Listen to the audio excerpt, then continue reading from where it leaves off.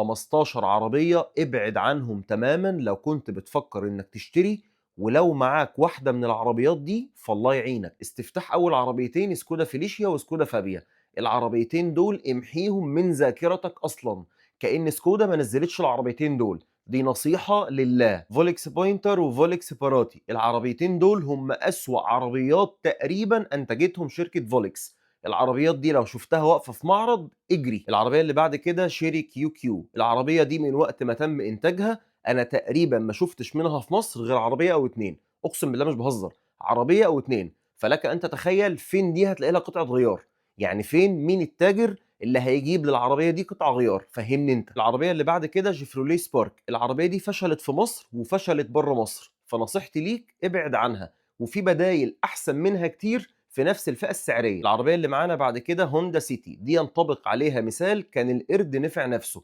العربيه دي فشلت فشل ذريع في مصر.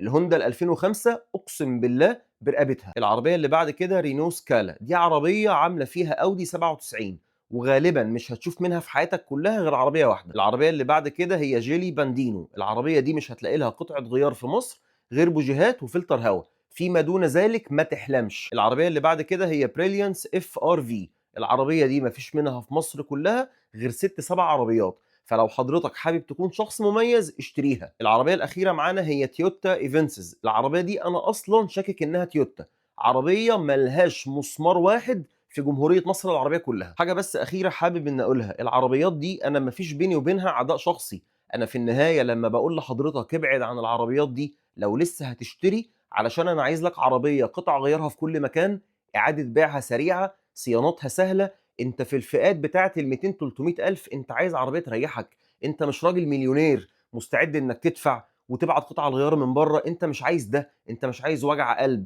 فانا بجيب لك العربيات اللي فيها وجع قلب وبقول لك ابعد عنها. العربيات اللي انا قلتها لك دي كلها بالمناسبه ليها بدايل احسن منها وافضل منها مليون مره وبنفس الفئه السعريه، فانت ليه تحشر نفسك مع عربيات رخمه، عربيات اعطالها رخمه، عربيات ملهاش قطع غيار او قطع غيارها قليله، عربيات اعاده بيعها بطيئه او ما بتتباعش؟ ليه تعمل في نفسك كده؟ وبس على كده، اتمنى ما اكونش طولت عليكم، اشوفكم دايما بكل خير، سلام عليكم.